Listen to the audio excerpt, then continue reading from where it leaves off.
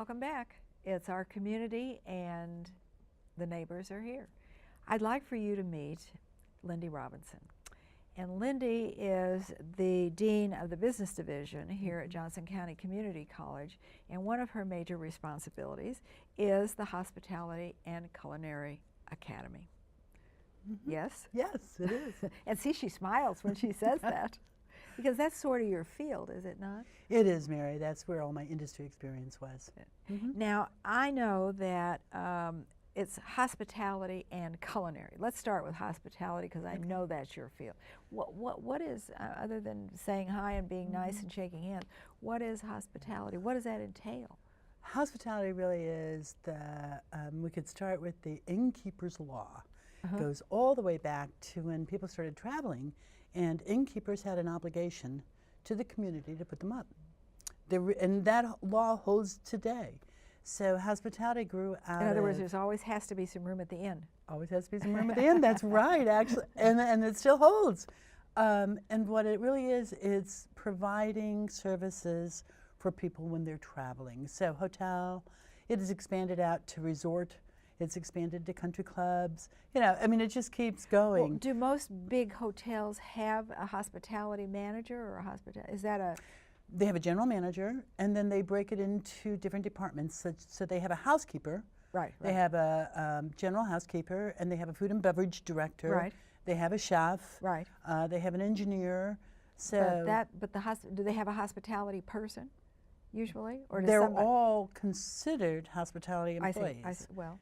Okay. If we look at the Ritz-Carlton and look at their model, we are ladies and gentlemen serving ladies and gentlemen. That's their motto, and that's the way it really is that we are ladies and gentlemen, and our job is to provide a service.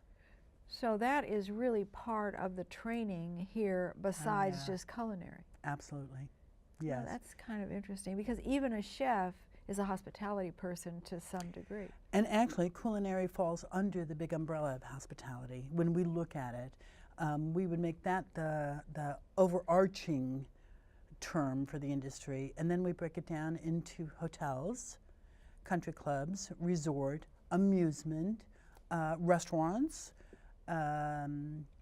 Hospitals are coming into our industry. They're making major changes, and they're becoming much more hospitable. Providing services like valet, where they never have done that before. Food service has changed. You can do 24-hour room service in a hospital now. Right. So all of that sort of comes under our umbrella. I guess that leads me to ask you, and you've been at this more than 1 or 2 years, yes. So how have you seen the profession of culinary, hospitality, management, all that kind of thing? How have you seen that change? There have been major changes, and the one that has been most obvious in the most recent years has been Food Network. Tell me what that is. I don't know what that is. Oh, you mean the Food where Network you watch on TV, recipes, right? and watch where you people watch cook. the chefs on TVs, and the Travel Channel. So we're going to put them both together. Where, in fact, what we have realized is that there is a very strong career path within the hospitality industry. It used to be that people would just think, oh, well, if you can't do anything else, maybe you want to go to work. You can be pleasant. Yeah, I mean, you can be pleasant, but if you can't do anything else, maybe you should go into the hospitality industry.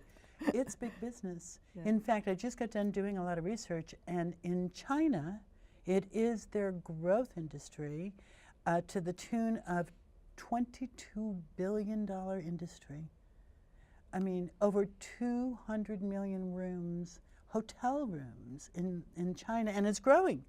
But we that don't is often, a big place. I mean, it's huge. Yes. Yes, and we don't think of that often, but really, people in the hospitality industry, we have to treat them, or we have to teach them that we really are providing a service. Right. And it may be at a golf course, at a country club, and it may be food in a restaurant. It's more than just being pleasant. More than just being pleasant. Well, is hospitality, now, you know, there are lots of cooking schools. Oh, yes. And some of them carry a very fine reputation. I don't mean to impugn their reputation, because I don't want to do that. But they are not institutions of higher education. Right. at Johnson County Community College, the Hospitality and Culinary Academy has a curriculum, Yes. and it's not all cooking and being pleasant. No, it's not. Okay, so that's what we want to discuss. What is it that if I enroll in and am accepted at the academy, what kind of a curriculum am I looking at? Well, it's divided in two. It's divided onto the management side and onto the culinary side.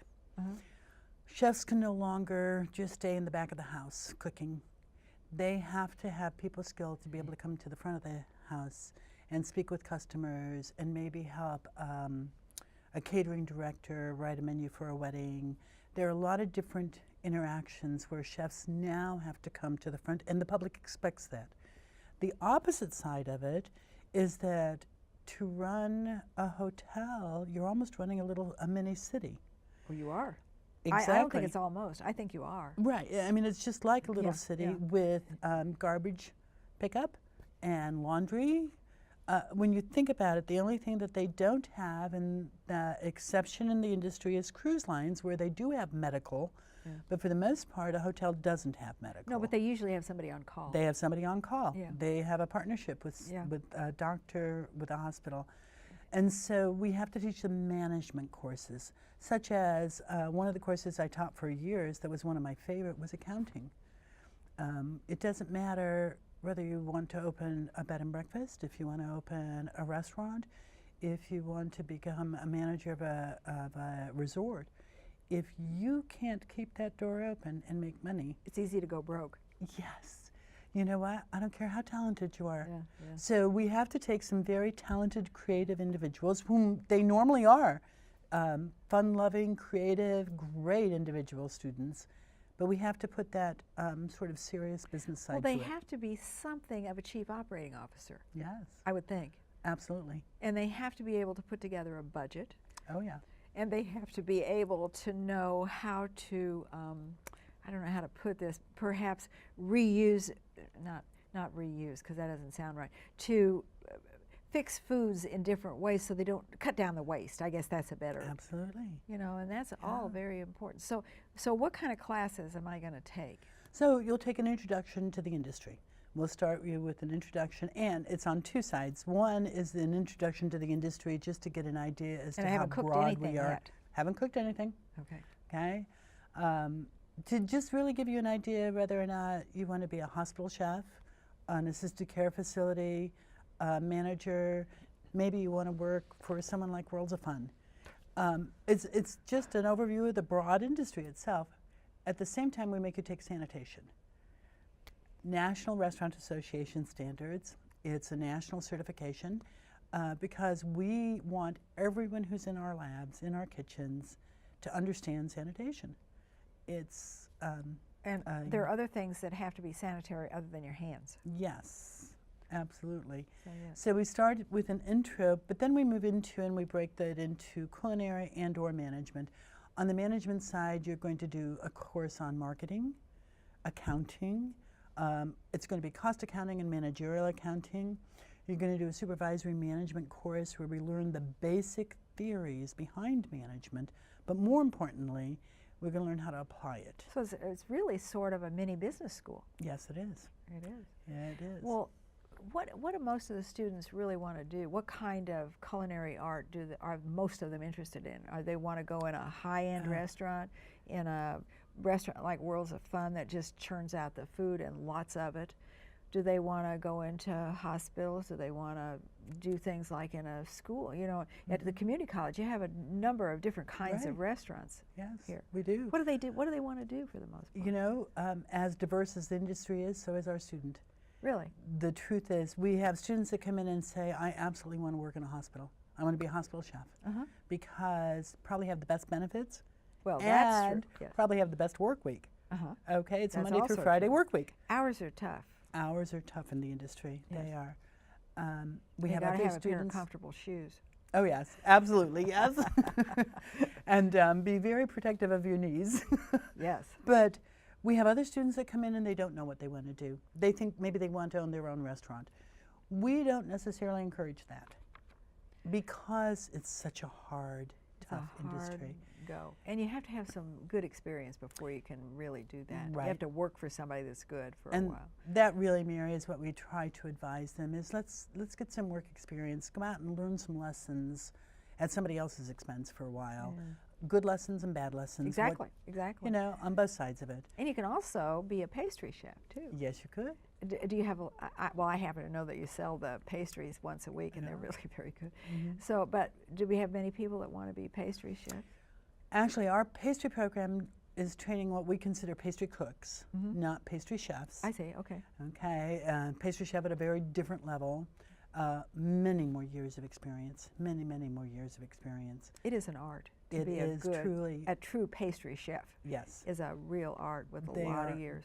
They are. And they're a rare breed of animal to find. They A are, good and they're one. very expensive employees. Yeah, yeah. Which is one of the reasons that we're training pastry cooks. Uh-huh. Okay, we do have some students that go on to schools to become pastry chefs and become certified as a pastry chef, but they are true artists and they're they few are. and far between. Because you have to make pretty roses and leaves and all that kind of. I Yeah. mean, you have to be an artist, You do. truly, to You do do. that. Mhm. Well, I know that the college has just opened the Hospitality and Culinary Academy, and I was in there for lunch, and I was truly impressed. I mean, first of all, the building is gorgeous, but talk about the equipment that you chose for this, or that was chosen. I'm sure it was a committee that was involved in it. What's new in culinary equipment? Well, some of the new equipment that we have in the restaurant kitchen, we have a dining room, which actually is a classroom. It's beautiful. But yeah, it is beautiful. It's a beautiful dining room with a bar because we do teach bar and beverage. In bar and beverages, so you know, we teach people how to make money in a bar rather than product knowledge. We do touch on product knowledge, but the main purpose of the course is to teach people the liquor licensing, the liquor rules, and how to make money in a premise that serves alcohol. But in the restaurant kitchen, when we go back to new equipment, what we have there is for the first time ever, we have a professional wok. We've never had a professional wok before. And tell Which all of our neighbors what that is. Well, I mean, it sounds crazy. It's a big one. but for Asian food, But it's a big one. it's a huge. The wok for our kitchen, the restaurant kitchen, without question, is this large. That feeds quite a few people. Yes, it does. And so we've been able to teach Asian cooking with real cooking the way it would be taught at any Asian restaurant, rather than the little tiny woks that you sort of make do like in a residential kitchen. So we were really excited about that. One of the new pieces of equipment is a blast freezer, which probably doesn't mean much to anybody, except for when we talk about pastry, a lot of your products are frozen. So we can make up 12 flourless chocolate cakes And freeze them. and blast freeze them. The blast freezing loses the minimal amount of quality, because I'm sure most cooks will know when you put things into the freezer, you have to be very careful, and you usually lose quality when it comes back out of the freezer. Well, yeah, it's often tastes a little old. Tastes old, yeah, it tastes old. Yeah. It's just not, the texture Yeah, changes. Yeah. Blast freezer, it doesn't happen. But it freezes fast? It freezes immediately. Oh. Yes, I mean, and that's why they call it the blast freezer. So that has given us opportunity to change some of the ways we're teaching. New piece of equipment, it's called a Mary Chef, which is actually a combi therm. And what it does is it retherms or reheats food so that it's hard to explain. When it sits long, it cools so you can reheat it quickly in there? No? Yes, that would be one of it. It has many different functions, but one of the most important functions is like for banqueting. You know how you have, everybody talks about the rubber chicken at a banquet? And sometimes it is. These new retherming machines, what we do is we cook it to a minimal state and hold it until it's time to go out to the banquet, and then we retherm it. Are we talking about a big piece of equipment here? Mhm, Oh, okay, yeah, okay. yeah. And we then finish cooking it or bringing it to the temperature we need to bring it to serve it. without loss of quality again. And that's the most important thing on this new piece of equipment is we're not seeing any loss of quality. The industry has just recently come into several new pieces of and equipment. it occurs to me that there's another part of the training here that's important, and that's the technology that it takes to operate these machines. Oh, yeah. I mean, you know, Mm-hmm.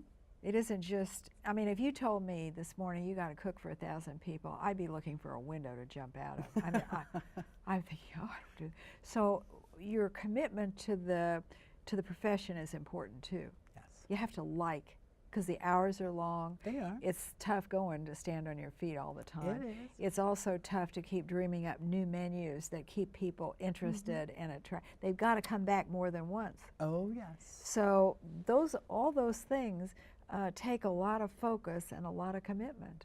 They do. And experience helps.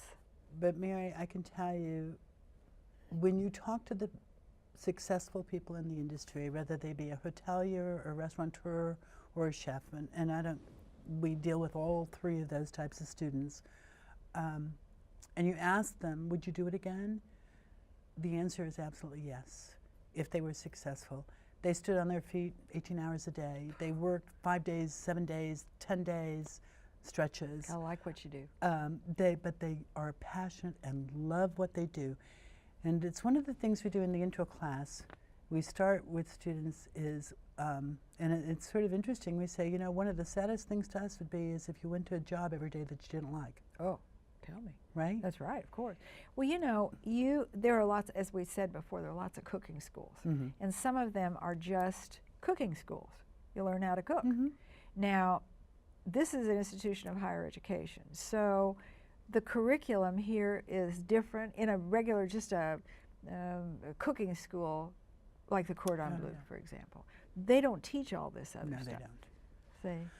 Right. The other side to it that I didn't touch on, we also teach general education. All of our students, because they're getting a degree, they're getting a college degree and a professional certification, they have to take English, comp, they have to do business math, they have to do psychology. So they can go on and get a 4-year degree if they wish to. Oh, yes, absolutely. In fact, we advise our hotel students that if they want to be the general manager of a full-service hotel, they need to continue. They need to go get a 4-year. Do very many want to do that? Yes.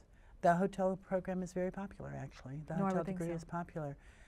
We have students who have graduated who are managers of a limited service property, extended care, Courtyard by Marriott's, you know, the extended care, the smaller properties. Mm-hmm. But we also have students that are now in management positions in the big hotel full-service hotels who have gone back and gotten bachelors and moved up the ladder. So we can see success with the students at many levels. Well, you know, I would have to say, you know, we have some major hotels here in Johnson County. Oh, yeah. And often I notice that the quality of everything changes when the management changes. The manager changes sometimes. I would agree with you. Yeah. And you can tell it almost right away. Every manager has their own philosophy, and they also have their own priorities. You can see in a they hotel. also have their own skills, or and not. They have, or not. Or not, exactly. Yeah. And it really does, the management style definitely reflects on the service provided. And the college tries to teach a positive, efficient, and effective management style. Oh, yes. See? Absolutely. Well, let's talk about, okay, now I'm going to move into the cooking part. Okay. How do I start out? What are you going to? Professional I remember cooking when one. I took cooking in grade school, we made applesauce. Okay. Well, and that was good. Yeah, well, I still have the recipe book. It still smells like cinnamon after all these years. Well, after either as a co-rec or a pre-rec, you take sanitation. Once you've done that, then we let you into what's called Professional Cooking 1. I would have to say that we teach what I would consider classical cuisine. Because in Professional Cooking 1, what we're going to do is we're going to teach you skill base. So, are we talking about no lumps in the gravy type stuff?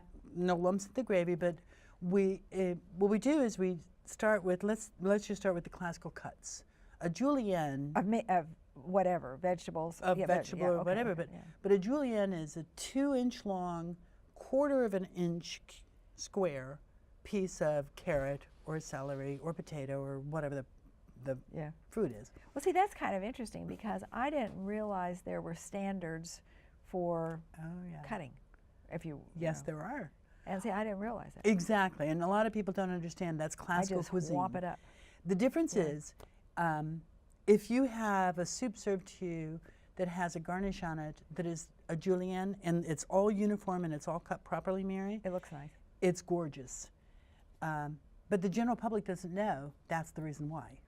Yeah. That the well, uniformity of the cut is the yeah. reason why. See, I think that's probably true. Mhm. I just don't, you don't think about that stuff. No, you don't. So, you know, they always say, Lindy, the devil's in the details. Mm-hmm. And it is. And I think that's true. Right. So when I learned that there are no lumps in the gravy, I know how to do that, by the way. 'Cause I have Okay. no lumps in my gravy. But when do I start on the big stuff? Well, for a whole semester, that Professional Cooking 1, you're going to start on your classical cuts. You're going to start with stocks. You're going to make all the stocks. From the stock, we're going to let you go into the 5 major sauces. See, that's all I can think about is all those pots to wash. Yes, a lot of washing. Yes. You're going to also do that, and Yes. cleaning. That's what comes to mind first, pots to wash. But we're going to go from stocks to sauces, Oh, and okay. there are 5 major sauces. And then from the major sauces, we're going to let you go down to a baby sauce. So See, but what we're talking about, this is really kind of interesting because you're talking about the detail first. Mhm. That's sort of interesting, rather than the basic first. Well, These no, are that is basics, but they basic. are details that enhance the meal. Exactly. That's really Right. interesting. And then after you've done that, from a sauce or a stock, you can branch off into soups. Yeah. But that's all you're going to do. You're not going to do much except for, we do present the classical types of cooking.